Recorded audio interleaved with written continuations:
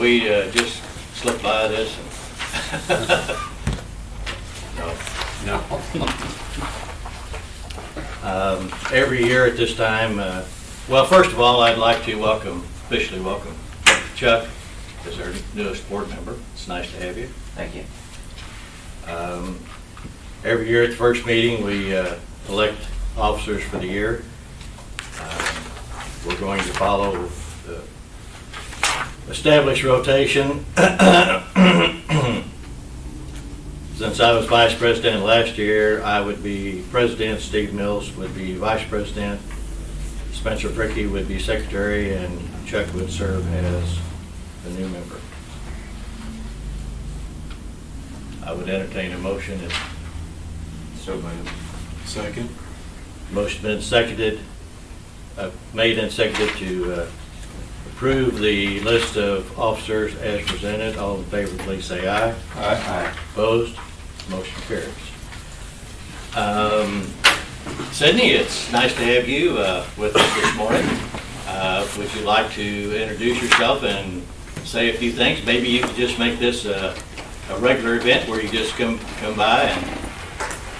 Sure, I can. I mean, utilities are near and dear to my heart. My name is Sydney Mayfield. I'm the executive director for the Marshall Saline Development Corporation. I'm just across the sidewalk over here. I actually have a background in utilities. I used to work for the Public Service Commission, so I oversaw regulated utilities. Then I transferred to the Office of Public Counsel, where I was the head for water and sewer at the Office of Public Counsel, and routinely worked with the Governor's Office, Department of Natural Resources, and DED on anything related to utilities. So water and sewer in particular are kind of my favorite, only because electricity is a bit dangerous. But there is a role for economic development when it comes to working with utilities, and I recognize that. I also recognize the importance that the utility itself can bring when we're looking to recruit new businesses here, obviously keeping the businesses we have. One of the absolute crown jewels that I think that you have in your community that I don't think is necessarily touted as broadly and as widely as it should be is your broadband capability and your internet. I actually studied the 1996 Telecommunications Act when I was an undergrad. It actually is what drove me to law school. So understanding the way in which broadband has now become and looked at as a utility, a needed and necessary tool is important. But your broadband capability here is just, it's nothing short of beautiful. And so again, I think that if we can start capturing that and promoting that to our businesses and to prospective businesses, that is something that I hope that I can help you all with, and I'm hoping that you can help me with as well. So do you all have any general questions for me? None? I'm glad I was as clear as you should know. I think you just made our day, Oh. and we just love for you to come every meeting and just start the day that way. Anytime that I can do that, I will be here. Thank you for welcoming me. I might add, she is doing a fantastic job. Her and Heidi, her assistant, both, and I really enjoy working with them, and I think there's bright things in our future. Yeah, I know Jeff does a good job of communicating with you a lot, but if you ever need anything from the board, please come and talk to us. All right, well, thank you. I I appreciate do it. appreciate the kind words on broadband. We're pretty proud of it too. So. Well, we may have to tarnish that crown that's on Jim's head right now a little bit. JD and Dewey, it's always good to have you. Do you all have anything that you'd like to? Oh, appreciate it. Mr. Chairman, I just have one item. I just wanted to extend my thanks and my compliments to Jeff and his staff at the sewer treatment facility. We had what was kind of a minor crisis with the hospital. They were concerned about a data point that comes from sewer shed collection information, and I transmitted that information to Jeff, and within the hour, the situation was addressed, and by the next day, I think everyone was satisfied that the issues at hand were resolved. And so any panic that was happening over at Fitzgibbons was quickly dissuaded, so my thanks. You're welcome. We're going to back up a minute. Has everybody had a chance to review the minutes of the previous meeting? I move we approve the minutes as printed. Second. Motion been made and seconded to approve the minutes as presented. All in favor, please say aye. Aye. Opposed? Motion carries. I guess we'll move into reports. Megan, I guess you're up first. Morning. Do have one action item for you this morning regarding staffing and electric production. We currently have 2 general maintenance, 2 maintenance mechanic, and 2 system maintenance positions. As y'all are aware, one of the maintenance mechanics recently retired. One of the general maintenance was promoted into that position. So right now we have a vacant general maintenance position. We've been discussing our needs for some time. Those have changed over time. There's less of a need for labor at the recycling facility. We've got a greater need for a more skilled maintenance position.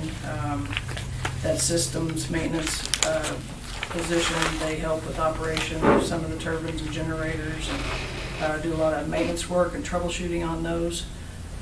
So that is a better fit for us moving forward, would be to fill that position. So what we got there is a recommendation for a motion to eliminate 1 general maintenance position in electric production and add 1 systems maintenance position in electric production to be effective the 16th, and then we would move to fill that rather than a general maintenance position. You know, I kind of feel like this is no brainer here. We run our units a lot more than what we have in the past, and I think you ran a couple days last week, so it's just the need, you know, running those more, they require more maintenance, and having that position with that capability, I think is going to be important moving forward. Yeah, I was out at the recycling center and I heard all this noise and I thought, I was wondering whether one of the units was running. That was 6. on, I think the 6th and 7th. The gas turbine was running both days. I think we went about 31 hours over those 2 days. I just have one comment. This is not a head count increase. It's No, head count stays the same. Yeah, it's just that Yeah. we're changing a lower skilled position to a higher skilled position based on our needs internally for our turbines and stuff. Like I say, we run those, it seems like a lot more than what we did, and it's all market-based. Yeah, if you look at the flow chart there on the left, Yep. the numbers are the same, it just realigns. So, We got any in-house prospects we're looking at, or? There is, I think we were going to open that in-house at it. Yeah, we talked about advertising in-house and outside at the same time, so everybody in-house has got the opportunity. I think there's a good possibility we might see some in-house applications. There's considerably more a skill set for the systems maintenance. There's just a lot more things that they're required to do, from rebuilding pumps, motors, all that kind of thing, welding. It's just, Yeah, just a whole different skill set, yeah. or further skill set anyway. I'd make a motion to eliminate 1 on electric production general maintenance position and add 1 electric production systems maintenance position to become effective January 16th, 2022. Second. There's no additional questions. The motion has been made and seconded to eliminate 1 electric production general maintenance position and add 1 electric production system maintenance position to become effective January 16th, 2022. All in favor, please say aye. Aye. Opposed? Motion carries. Thank you. The only other thing I wanted to mention in your packet, and I need to make a correction as well, is on page 3, I've got a chart there showing underground facilities and their current staffing situation. Just kind of wanted to update you all on that situation because we have 2 authorized entry-level general maintenance meter reader positions. That's where a lot of folks will hire into that position. So we tend to have an overage there, and then folks, once they gain some skills, more skills and experience, they've got some promotional opportunities into the maintenance and eventually system operator and things like that. So just kind of wanted to show you all where we're at there. While we do currently have an overage of 1 extra general maintenance meter reader, we're 4 short in the maintenance position and now too short with an upcoming retirement in the system operator position. But just to kind of show you why we're looking for 5 general maintenance meter readers, because that's what folks tend to hire into.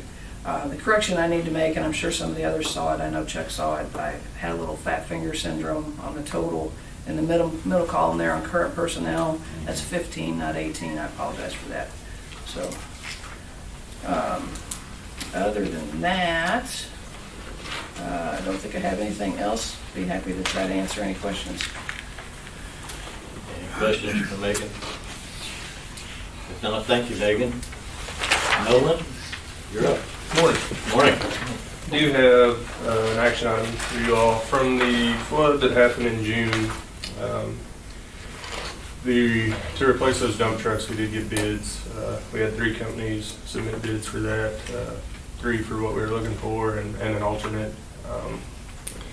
After reviewing those, all of them did meet the specs, and we would, my recommendation would be a motion to accept the bid from Rush Truck Centers of Kansas City in the amount of $201,870 for 2 2023 International HB 507 dump trucks. Those will be equipped with stainless beds, so we shouldn't have to worry about any issues with those down the road, with given the corrosion issues that we could have. So, but that was a little bit, and like I said, it did meet specs. So. How's this working out with FEMA? We have to. Fine, yeah, we have to purchase them. And right, we sent the bids to FEMA for review, and they said to go ahead and purchase as normal. And then we had a meeting yesterday with them. And this was a category B we're working on. I think this was a category E. And so I signed off on this, the damages and everything yesterday. But yeah, we're gonna go ahead and purchase those. Once we get those in, and we'll submit that cost to FEMA and reimbursement up to 75% is what we're looking for there. So, but they've approved us to go ahead and make this purchase. And these are the 2 dump trucks that were submerged. Yeah, flood. During the flood. Yeah, as part of our FEMA project down there. We've got 3 separate projects going. One's a B, an E, and an I think. So they categorize everything into different projects based on, if it's equipment or plant or whatever. So.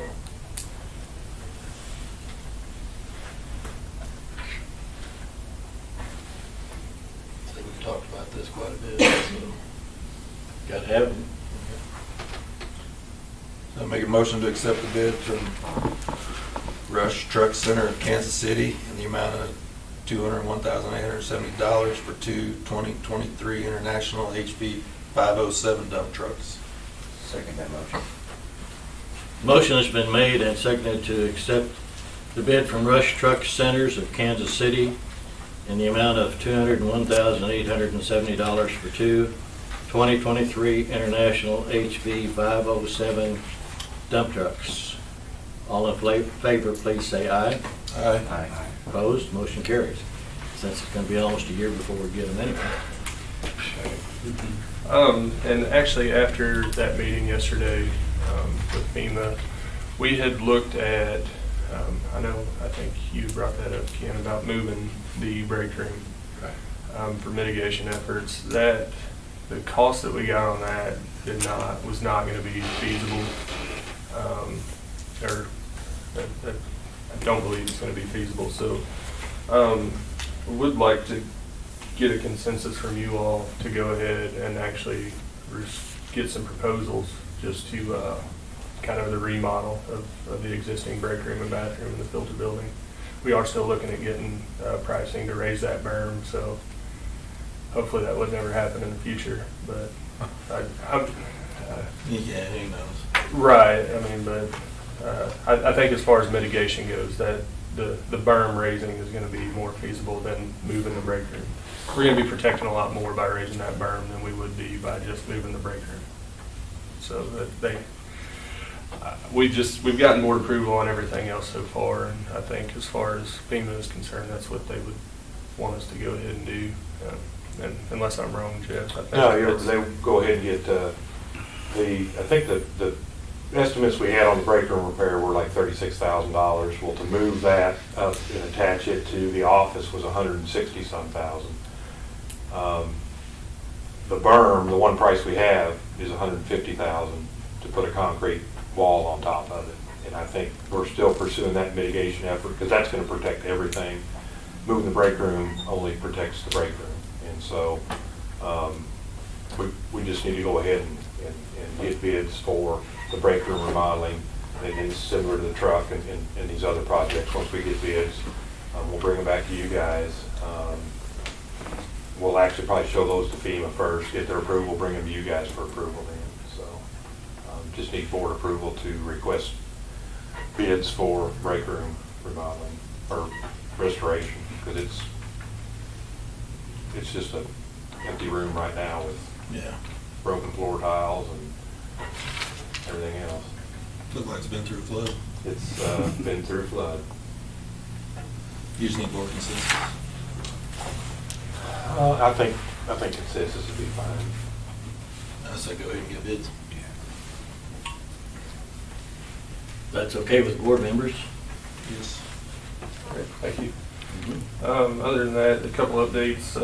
The DNR pre-treatment audit went well last week. Kim was a huge help. She was on site Thursday and Friday, kind of go through everything. We actually have a follow-up call Jeff and I did this afternoon with her.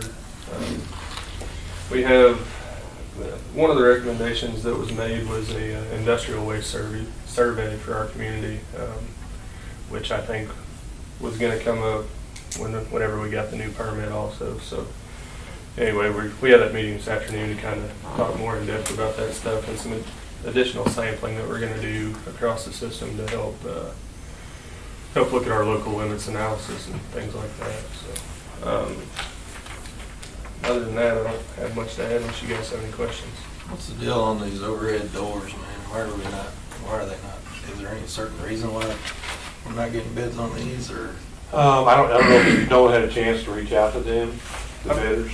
I've talked to a couple companies, and some of them are just too busy, and some of them just didn't. And I know one that I talked to, it was some of the safety stuff that we had in the bid pack they were concerned about, but it's, like I told them, I understand, we have to meet certain requirements, but if we can get a bid, that's something we can work through, kind of after the fact too. So hopefully we can get those sent out. I'm hoping next week we can send them out again, but I think it was 19 companies we sent them to. Wow. And we got one no bid. And maybe we just bid what they can and we can finish the safety stuff on it ourselves. Which doors are those overhead? The filter building, the hallway. The overhead doors. Put Spencer in charge. He's the doorman. Yeah, they're big overhead doors. He's got it. Yeah, Take for care our of dump truck. Insulated overhead doors. No, they're not they're just insulated. a steel They're just roll-up. Steel roll-up doors. That's kind of the way of the world now, unfortunately. You got a company? No. Take any help we could get. Like I said, we try to send those out to as many as we can. Well, this isn't the first time we've had doors that. Yeah, the they can get doors bid. at the treatment plant were the same way. Did you find the joystick? Have not. It was a discontinued item. We're trying to find one that will plug in correctly with they have an upgraded blade now, but trying to get one that has the same functions as the old blade has been a bit of a challenge.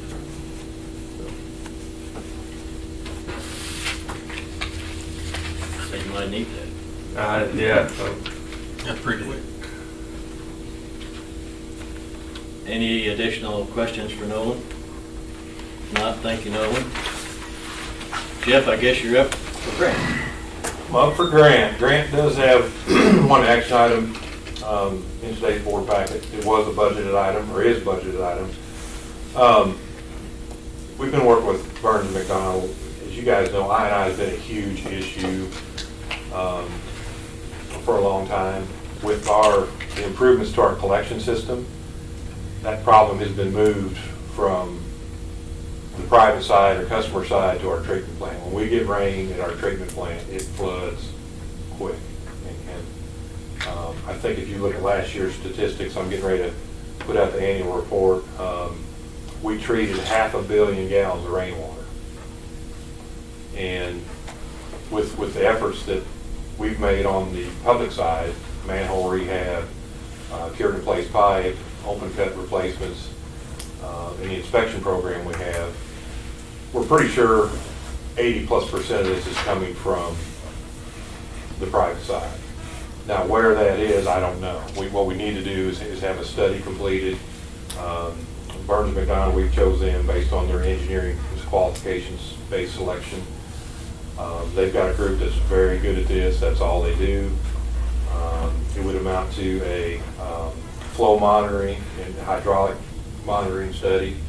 They will divide the collection system up into 8 basins, put 8 flow monitors and 3 rain gauges. These are all have telemetry and for real-time logging. And they'll put those in for a period of 60 days. Then they'll analyze that and they'll be able to tell us where we're getting our bigger flows. We hope to capture some rain events within that 60-day period, so we're trying to get this time for this spring. But they want to see dry weather flows, wet weather flows, try to identify which basins are the worst. We're hopeful we can find some low-hanging fruit potentially. And then we're going to have to, once this is done, we're going to have to come up with a program to work with the community to solve this issue. It's a huge issue. We spend, again, we treat 500 million gallons of rainwater. What's the cost? Do you have any kind of associated cost? It's at least $250,000. Pumping costs. We're estimating at least $250,000 annually that we spend just to pump rainwater. And I think if we can divert some money and come up with a program to work with people on the private side, it's a community cost. It costs our customers. If it costs us money, it costs them money. We're going to have to come up with some solutions. Burns McDonald also has done that as well, so they could come up with some solutions and work with us on that. But we got to know where to start, and I think we haven't had something like this done before. When we got the initial cost for the budget, it was $125,000. Well, as you see, it's $128,000. Nothing is going down in price; it's going up. But I feel like, and Grant does as well, that we have to start doing something because, and no one can attest to it. When we get 2 inches of rain, that treatment plant sees that water in a matter of hours. It gets there quick. And it's been flooding our grit pumps, our grit pump motors, our paddle drive motors. If we don't do something, we may have to spend a lot of money at the plant to modify the headworks to handle that extra flow. So we either handle it where we have to deal with it at the headworks, or we fix the problem where it's at. And this study will help get us heading that direction. Well, this has been a problem for 20+ years, and it's been identified for that long. It's been, and then Grant just filed our I&I report with DNR. We have to show efforts every year that we're addressing I&I.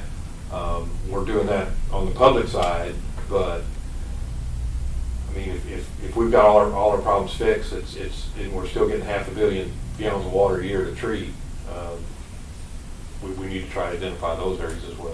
So, How did that 500 million gallons, how was that measured? we measure water sales, and then he measures the amount of water that's treated. So we treated over 1 billion gallons, and we only sold a little over 500 million. Okay. So, and then there's an annual report coming up, and it'll show the last 5 years. And you can see on that report, there's a direct correlation between the amount of rain we get that year and the amount of water he treats. It's pretty evident. Yeah, I think we've looked at that cost. It's approximately $250,000 a year. Yeah. And this is not unique to this community. No, It's it's everywhere. No. And it's, a lot of it's because of things that were done previous years that nobody thought too much about. Back in the 70s and 80s, didn't they just pipe their drains into the?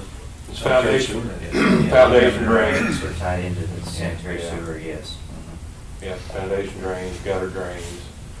And, you know, like, it happened years ago, and it's not gonna do any good to go back and point fingers. We just need to identify it and fix it. And work with our customers to do that, I think. And the policy is, if any plumber finds that, they disconnect it. Correct. Yeah, that's in the city ordinance. Yeah. And Grant does inspections on new connections. They inspect people, you know, when you're having trouble with your lateral, or there's a repair or replacement on an existing building or home, they inspect those as well. So we do eliminate a few connections every year, but I mean, at that pace, we're never gonna get anywhere. We're gonna have to come up with something different. And again, this would help identify that issue. Has the relining of some of the sanitary mains helped? Have you noticed anything there? It's made the problem in our headwork worse. We've got it's like a slip and slide. Our mains are in such good shape, when we get that rainwater from the private laterals, It doesn't leach it out gets to anywhere else. him,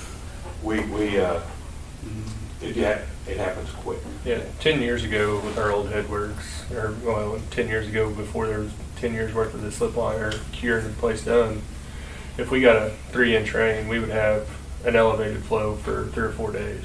You know, it would go from 2 million to say 4 million over an extended period. Now with the 3-inch rain, we go from 2 million to 6 million within 2 hours. And it's back to normal within 12. And it's flooding equipment, our pumps aren't sized correctly to handle that. I mean, we're doing some things to address the equipment issues, getting some submersible pumps for the grits, and then we're gonna put some pedestals for the paddle drive motors, just to, because we know we're gonna flood. But this will be a way to. We gotta start the process. We gotta start somewhere, we gotta identify it. Grant, our underground facilities crews have a pretty good idea, but this will give us definite, solid information to move forward with. I'd make a motion to accept that recommendation as written. Second? Motion's been made and seconded to accept the proposal from Burns and McDonald for engineering the system, flow monitoring, and flow analysis for a lump sum of $128,000. All in favor, please say aye. Aye. Opposed? Motion carries. You know how happy that's gonna make Sparky? It's been needed for a while. And just one other comment, so this was a budgeted item. Correct. And yeah, we are a little over the budget, but Right. not $3,000. Yeah. Correct. After Burns McDonald gets finished with the study and comes back, what are some of the issues we have to have the cooperation of the owners, household homeowners? Will the council be involved in having to do some stuff to? It'd be nice to have Have that involvement support. at every level. Yeah. Really, I think it's gonna take the community as a whole Yeah. to solve this problem. You guys have, the board has approved $5 of the sewer bill to go into an I&I fund to mitigate, and that's what'll pay for this, is inflow and infiltration fund that we do have. I think we're gonna have to spend some money to work with people on private connections to get these problems fixed. There's been some ideas brought up in the past that when a home sells, we could require, a sewer inspection. That may be something we need to work with the council on as far as an ordinance or whatever. So I would think we would want council involvement, and have them involved and be on board, to help support this. But to what level, we won't know Yeah, until we kind of get through here a little bit and get some recommendations back. it's going to take a lot of people. It's going to be a long process. Long We're not going to fix this problem overnight. It's going to take years and years of work to get this thing straightened out. And you can't eliminate all of it. I&I is just going to happen. But if we can get it down to a manageable level where our community's not spending $250,000 every year pumping rainwater, I think that's what we want to do. And that's where the study will help us identify where the really major Yeah. infiltration problems are. Yep. Any thought about the state step or DNR stepping in and making us do it, or? I don't think they will.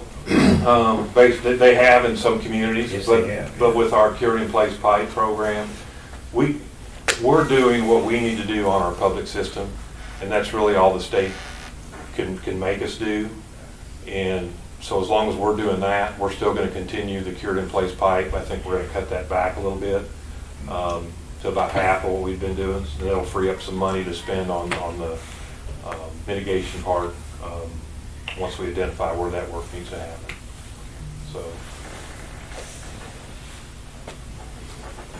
and there's a chance we could submit this for ARPA funding as well. When I talked to Jeff the other day, we're working, I continue, when you get to my part, ARPA funding's been spending a lot of time on that. There's maybe an opportunity here to submit this project for some type of funding or reimbursement, and we'll work on that too.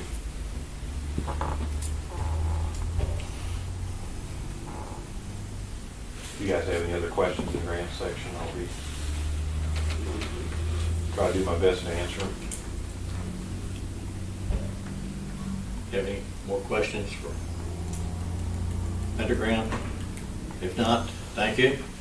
Jim? Morning. Coleman started on 65 North number 2 area on Tuesday, I believe. That's a pretty short area, so I suspect by today he'll have that one wrapped up and start on the next area, which is 240th. Hopefully he'll have enough time to get that done before the ground freezes up too hard. He's expecting to have to take about 4 weeks shut down before too long, so hopefully he can get this next area done before that.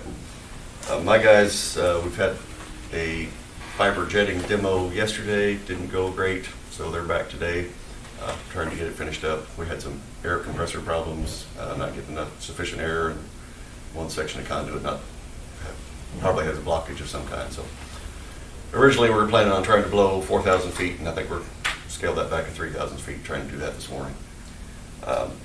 One other update, our trailer is complete. We'll probably have a couple guys drive down to Neo Show first part next week to pick that up, depending on the snow. But other than that, that's about all I've got, unless you've got questions. How you guys were looking for some ways to splice in the colder weather? Has any found anything that's really We've got a working couple for you? tents. The tents.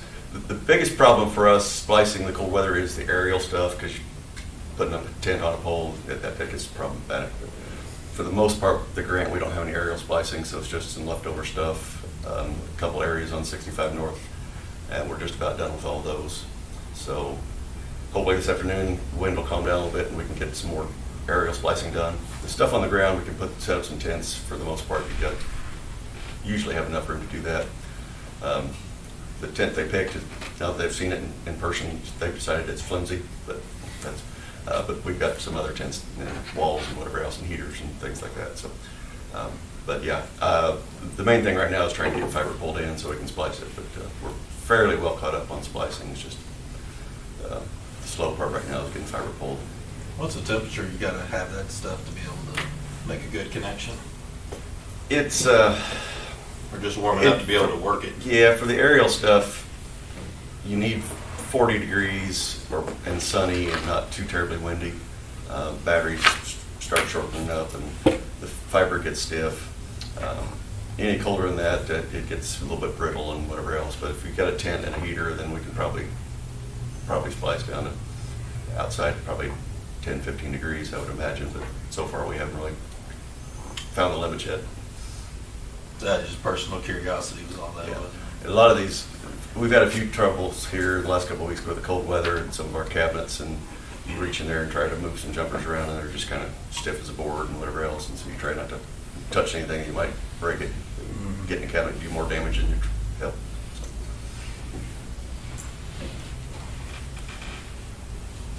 Any questions for Jim?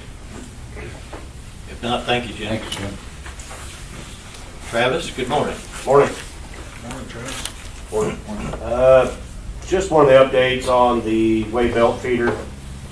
Did give been approval on the revised drawings, which it was on the transition chute and the knife gate valve that was included with that. The feeder itself, it's standard size and it lines up exactly what we needed. It was the orientation of the transition chute and the size of the valve that was the holdup. So that's been revised and everything, gave them approval, so hopefully they'll start building that very soon, so. But other than that, happy to answer any questions that you may have. How's your building? Building. Just the whole building? All Good. tuck point holding up, everything? Yeah, that's holding up. Everything's good.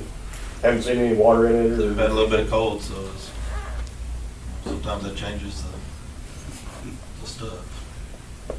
So far, so good. Good. Anything else for Travis? Thank you, Travis. Doug, good morning. Good morning, gentlemen. Morning. Just a few updates on the Southeast Sub project. We did open proposals on the 3rd. We sent out about eight or nine, I think. We received back a total of 2. They were both incomplete, and only one was on time. I've been reviewing those. They were both short the oil containment material. Evidently, the design had designed a material that is no longer available, or having a hard time finding it. So they weren't able to include that in the proposal. I did reach out to a few of the other distributors to see why they didn't give us a proposal on that. A couple excuses was one got lost in the mail, they didn't get it. Another company didn't provide all the material, so they didn't think they'd be competitive. Another company didn't think they'd be competitive to begin with, so they didn't want to go through the effort to prepare the proposal. But we did have one that was pretty well complete. I hope to make a recommendation today, but I wasn't able to. I requested a detailed price list because he basically just gave me the proposal and it was a lump sum. I wanted him to break down the prices on the equipment, and I have not received that back yet. So we'll just have to try to work on that a little more to try to figure out the oil containment system. Since the material is no longer available that they engineered, they may have to totally engineer the oil containment system. We may have to start over with that. So we may just kick that out, make that a separate line item, move forward with the other material, and then and deal with that later. On the switch gear, we switched the sub out on the 4th, I think, is when we switched that out. We were anticipating it was going to take 2 weeks to get the old gear out. The crew did an exceptional job. We got the gear out, the feeder cables taken down, the control cables all taken loose and isolated, and the gear moved out of the building in 4 days. I was able to communicate with the manufacturer and move that up. They were able to bring the first shipment of the gear this Monday and started moving that in, and got the second shipment was there today. So as we speak, all the new gear is in. They're almost done splicing that up. They should be done before noon today, splicing that up. The guy is going to come in Friday to high pot that gear and do resistance tests on the connections. So hopefully we'll be turning the corner, putting that back together pretty soon. We're thinking maybe it'll take 2 or 3 weeks to get that put back together. I've already got relay settings for that, so hopefully that project will keep moving along quickly. Other than that, just one other update on the miscellaneous items there. Truck 317 was broke down, had a bad transmission module. We had to have it towed to Sedalia. That is now repaired and back in service. Other than that's all I've got, unless you got any questions. Do you want to make a motion to reject all those bids and then rebid that, separate the two? Or do you want to wait a couple weeks to get more information? Yeah, I was going to wait. I hate to kick that one out right now. I'm just waiting a little bit more information before we kind of make that decision. Okay. Would you thank your crew for their hard work? And I did. Yeah, they did a good job. appreciate that. Anything else? Thank you, Doug. Carl, good morning. Good morning, gentlemen. Moving along on the governmental reports, gathering information there, have received information back from a couple of departments on the Tier 2, continuing to work on that. Finished the first of the month reports, got that all done. Unit 6, we did run the 6th and 7th, as Ken had mentioned earlier, ran about 31 hours over those 2 days, generated 459 megawatts. Noticed that since the work we did that you all authorized, where they came in and did the bore scope and the testing on that, and we found the issues with current flowing over the insulation. Once that was repaired, we have noticed the generation is up from what it was. It had tapered down a little bit. I think that's why we had a slightly lower number on our capacity test in the summer. It was a few hundred kW short of what we had in the previous test, but that the generator seems to be working very well, getting more generation out of that since that work was done. But that's all I have unless anybody has any questions. I'm glad to try and answer. Yeah, I do, Carl. I was looking back at the minutes from December 30th, and the intercoolers for Unit 10. I know there was a decision made to purchase some rebuilt intercoolers. Yes. I was just curious, the existing intercoolers, is there any value with those? Because it sounded like those could have been rebuilt. I didn't know what we like to do with those. Basically, we're going to manufacture all the parts for it to rebuild them. It sounded more like they were just going to kind of reverse engineer them more than anything, but and the cost was probably going to be more than what the reconditioned ones were, and they were looking at 24 to 26 week lead time, which it seems like anymore when they give you that 6-month lead time, it's almost like, oh, we don't really know, but because of capacity payments and loss of generation, that kind of thing, we went the other way.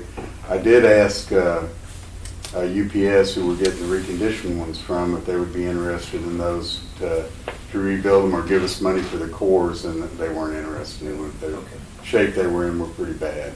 Okay, thank you. Yes, sir. So we have everything ready to roll, and so Yes, everything's online, everything's ready to be called upon. Yeah, I think we're in good shape. Everything's looking pretty good. Our fuel, the cloud point tested on that to about 16 below, and if we end up having to burn diesel again, and other than waiting for the parts for Unit 10, everything seems to be in good repairs. Going to replace the electric heaters that were defective? Or?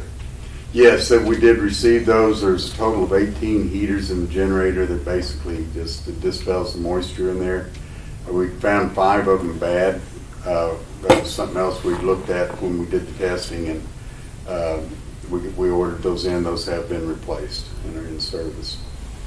We did some welding on the exhaust too. We had a couple of leaks there, and that seems to have helped with noise levels and heat in the building tremendously. So.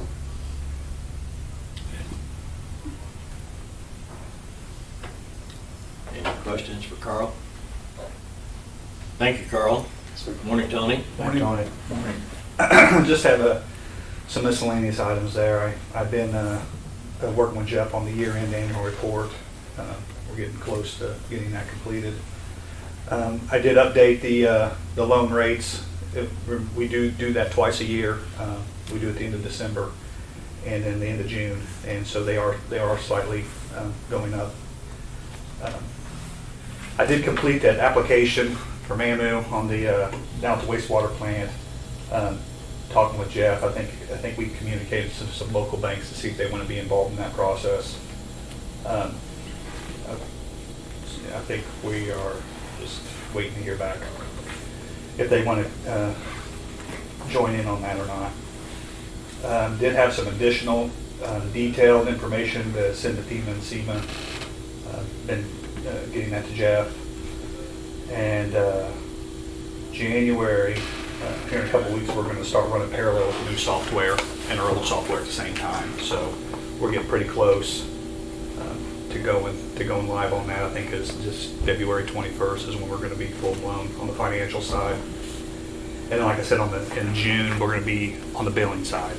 And if you see back, I think it was in grants, he had, I guess there's a new requirement now that we have to report lead and copper.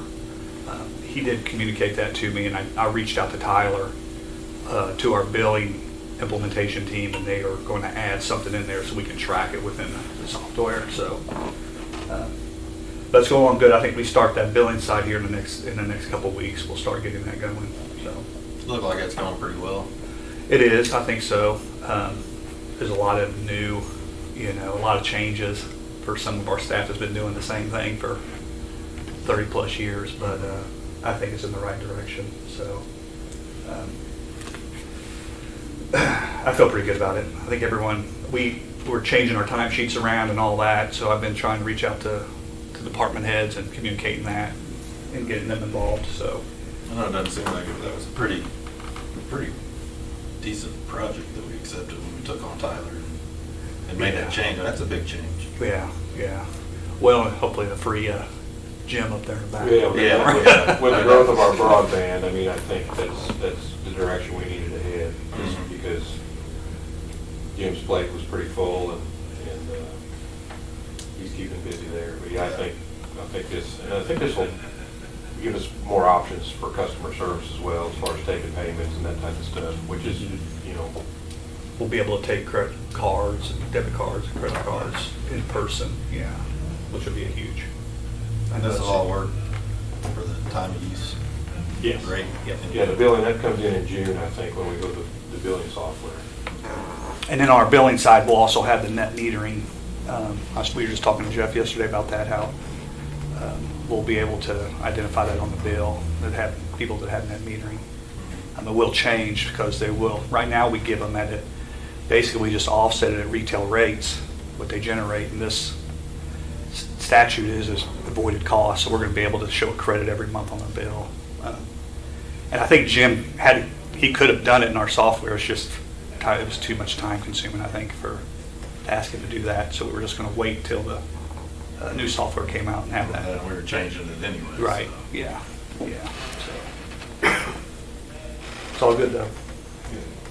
Yeah, I think Jim could have done any of this stuff, but he's got to sleep at some time. Yeah. I mean, Yeah. So I think this is going to help those guys out, and it's going to, be able to improve our customer service. Anything for Tony? Thank you, Tony. Jeff, we're back to you. Morning, gentlemen. Morning. Morning. Spent a lot of time on ARPA funding. Really, there is no definite plan on how they're going to, disperse that money. I hope that's something they're working on now as they're in the legislature. MPUA's has staff. They've got a lobbyist and then another staff that this is probably one of their top priorities. In a legislative committee meeting, and I talked to Randy Norton down there the day before, and I went ahead and participated in the legislative committee meeting, and he didn't have anything to add, but just some of the things that you hear on there are everybody's facing the same challenges. There was one community that submitted the DNR survey for ARPA funds, and they submitted their project at $25 million. Several weeks later, they got their pricing back from their engineers and their bids, and it came in at $48 million. Sticker shock. Everybody's seeing sticker shock on these projects. I'm hoping we got ours, well, we're already locked in pretty much on our wastewater project. But so there's a lot of people that are hoping to get ARPA funds, and we're certainly doing all we can. I do have Jeff Barnhart with Burns McDonald and myself have a meeting with DNR next Tuesday to discuss that, because we think they're going to disperse those funds through DNR. And we're hoping it's not, if they use the state revolving fund,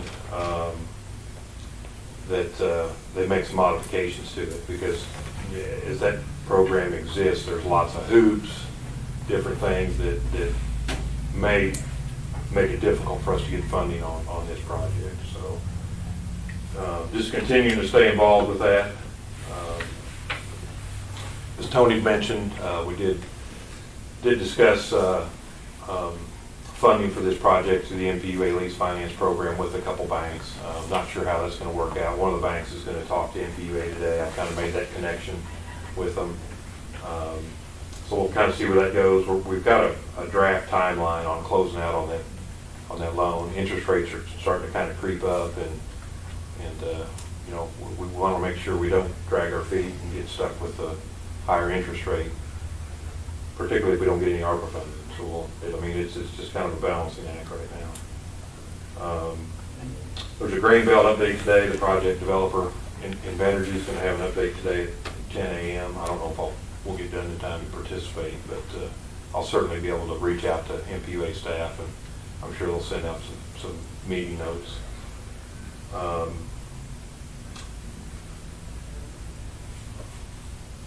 Not too much else to report.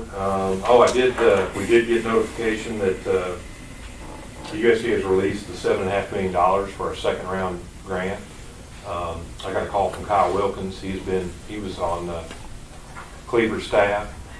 He's been appointed to the USDA Rural Development State Director. So he was interested in coming down and do a groundbreaking. We're kind of waiting for Chris Collins and Liz to come down. They wanted to help Tony a little bit with some of we're getting to the point where we're going to start submitting applications for reimbursement. We're through our span now, and they were going to come down and kind of help us through that process. Kyle was interested in coming down as well, and I participated in a meeting with Carthage, Houston, and Lockwood, and the broadband committee chair, Chuck Bryant, was interested in meeting Kyle. He hadn't met Kyle before, so I'm trying to make that connection as well. There's a lot of interest in the USDA broadband grant. Kyle said they're going to make that a permanent program. When we applied on the first round, the limits were 10 megabits download, and I think 1 up. They have raised that now to 120, so more areas will qualify. So that's a good thing. So I think there's a lot of other communities looking at that program, and they're kind of looking back at us for it, because I think we're the only municipal in the state that's taking advantage of that, and one of the few in the country. So trying to help other people out, kind of share our story with them, which is a good thing. But looking forward to working with Kyle, and USDA has been really good to work with on that. It's just been a real good project so far. How much was that first grant? First grant was $575. It was a 50-50, $575 grant, $575 loan. Yeah. And the second one was $7.5 million grant, and then was it a 20% match, Jim, or 25? I can't remember if it was 20 or 25. It was 25. 25. It's 75 So we're going to grant, have to come up with about 25 match. Yeah, a little over $2 million to come up. And the way they describe it is how much they're providing. So when they say 100% grant, they still expect you to throw in matching funds. Right. Yeah. Thank you.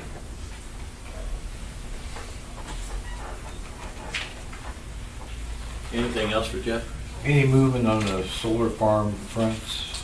I think all those have closed. I haven't heard anything. They were scheduled to close last month before the end of the year. I haven't heard any follow-up on that. I can check if you want to provide an update to the board. How will that affect Marshall? It'll save the pool. That's a pool-owned asset. Yes. Which Marshall's part of the pool. So in the original contract, there was a price. We had a purchase power agreement with the owners of the solar farms. And over time, that purchase power price was set to escalate. Now that we own those, it's really just the capital cost and the cost of maintenance. So that'll keep that pricing lower. Our costs will be lower. So it'll help with some savings. Right. Yeah, they evaluated it, and it was a benefit. It was financially benefited us to go ahead and purchase them, then continue with the purchase power agreement. So over time, there'll be a savings to the pool and Marshall as well. And those are good to have. I know something we're going to work on is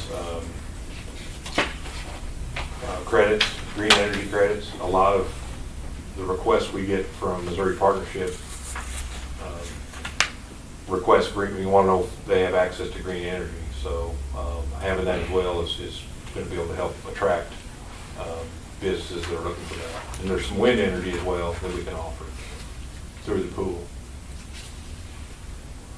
I think right now we've got ConAgra, the hospital, and Walmart. Looks like Cargill.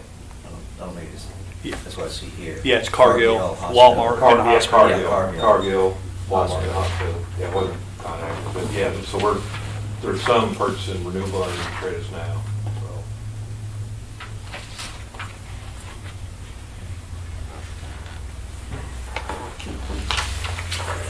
Oh, and to go back to the bills, I wanted to point something out.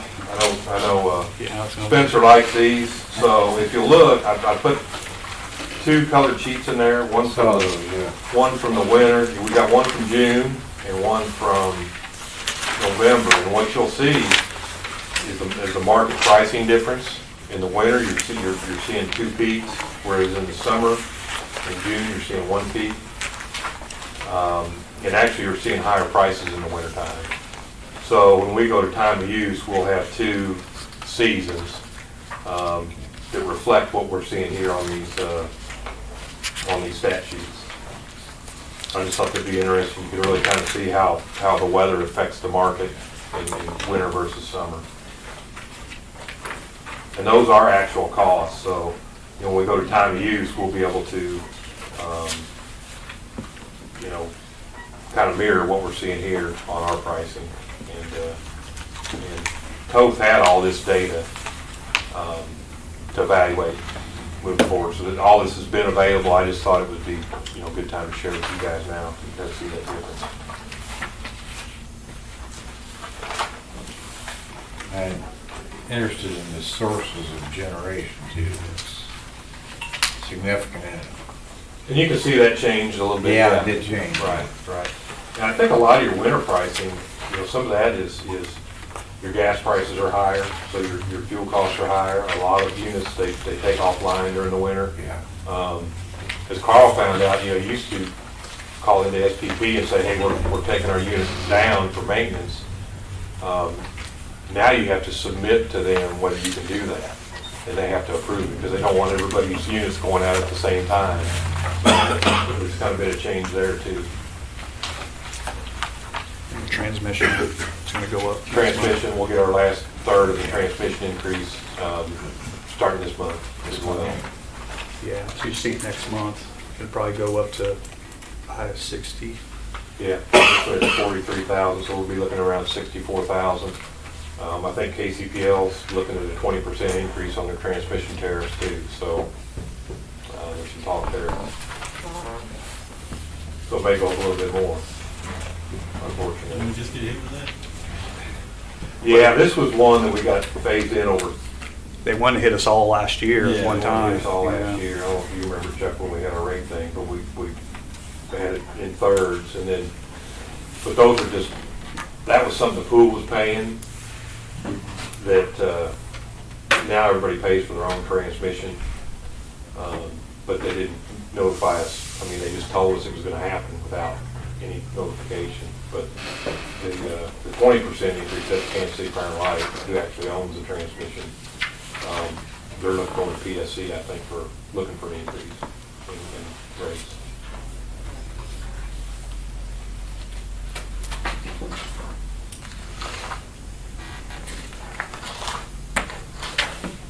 Anything else for Jeff? Thank you, Jeff. I guess we're ready for cash disbursements.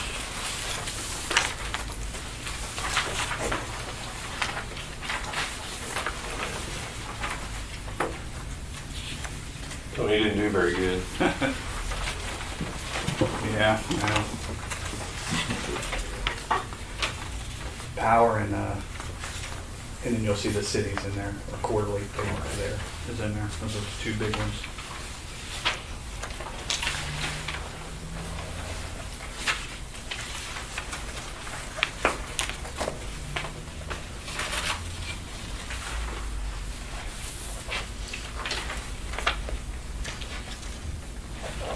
I guess the only thing I'd ask Tony, is this available before we come in to this meeting?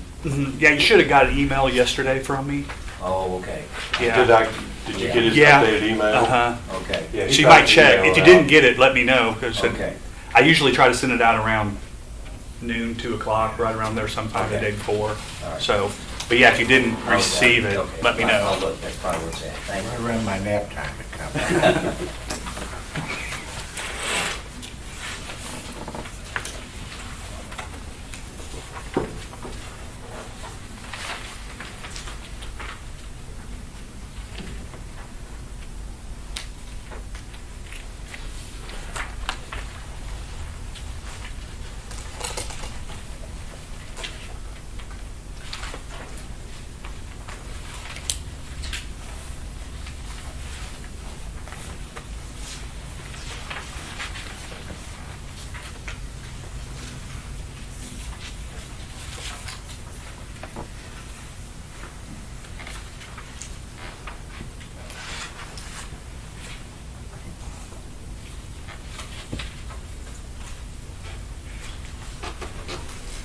I think your number is too big. I do too.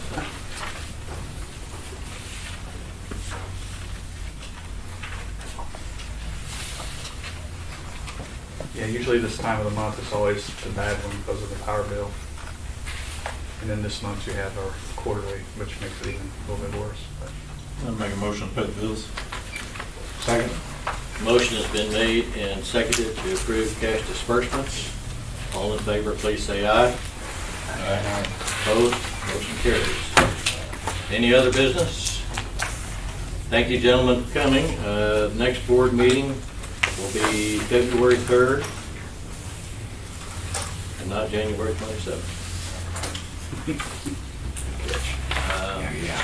Short exec for personnel and real estate. We need to have a short executive meeting.